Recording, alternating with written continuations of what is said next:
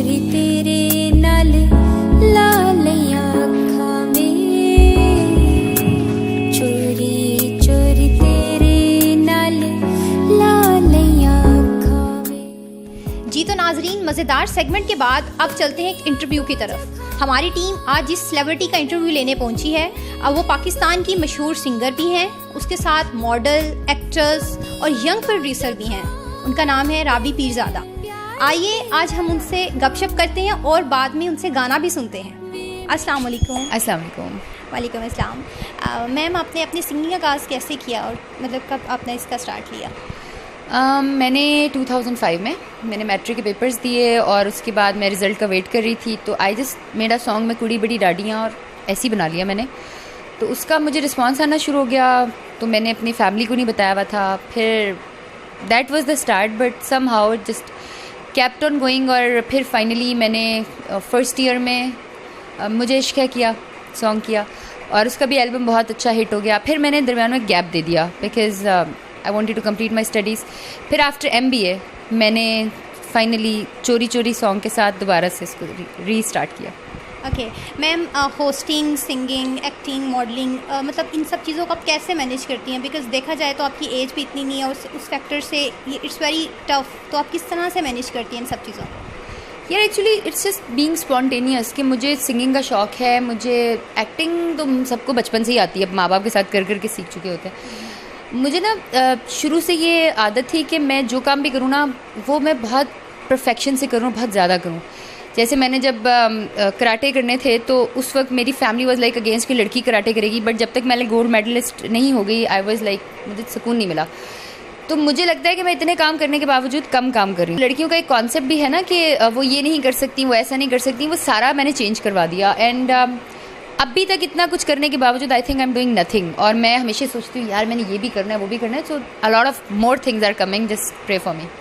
It's mean कि आप inspire करिए उन लेडीज़ को जिनके बारे में कॉन्सेप्ट रखा जाता है कि आप कुछ नहीं कर सकती, या लेडीज़ पावर जो पाकिस्तान में कॉन्सेप्ट है, आप चाहती हैं कि वो चेंज हो जाए, एक पावर आनी चाहिए और लेडीज़ को आगे आना चाहिए। यार वो चेंज हो चुका है। अब देखो फाइटर पायलट्स बन गई हैं और हमारी आर्मी में आ गई हैं। फिर बहुत सारी ऐसी डॉक्टर्स को मैं जानती हूँ कि वो बहुत सारी ऐसी ख़वातीन हैं जो कि बंदों से ज़्यादा सक्सेसफुल हैं। Benazir Bhutto was there. तो मेरा ख्याल है कि अब ऐसा हो चुका है, और अगर कुछ ऐसे लोगों के दरमियान में जहन में ये चीज़ रह गई है कि नहीं जी अभी भी you know the male chauvinist society, तो they should just come off it. Now girls are doing better than boys. Very good. आपकी नेक्स्ट एल्बम जो आ रही है उसके बारे में थोड़ा सा हमें बता दें। Next album is almost done. एक सॉन्ग रह गया है लास्ट, उसमें एक मैंने पहली दफ़ा पश्तो गाना गाया अपना खुद का, और it's an exciting album because बड़े अरसे बाद किया है और वो सिंगल होते हुए इतने इकट्ठे हो गए थे कि वो एक एल्बम बन गई। अब एल्बम ऐसे चूँकि नहीं होती रिलीज, सीडीज़ वगैरह लोग कम लेते हैं, तो it's on the social media, but it's going to be इंशाल्लाह a big hit. God bless you. Ma'am, हमारे नाजरीन के लिए कुछ भी छोटा सा सिंग करते हैं। अच्छा गाना भी है, मैंने क्या क्या गाऊँ? कुछ भी जो आपको सबसे अच्छा लगता हो। जो मुझे पसंद है, मेरी एल्बम का एक सॉन्ग है, वो सुनाती हूँ।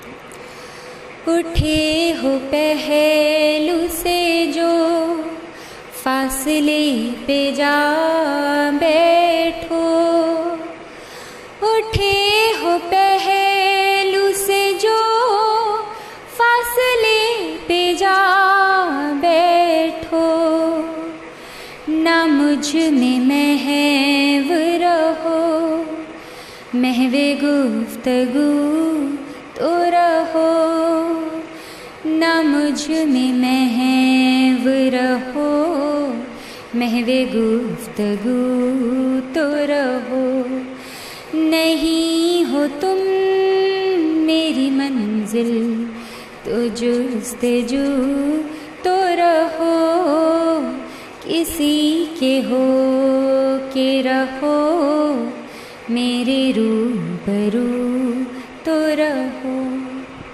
Wow, rock with फितरा।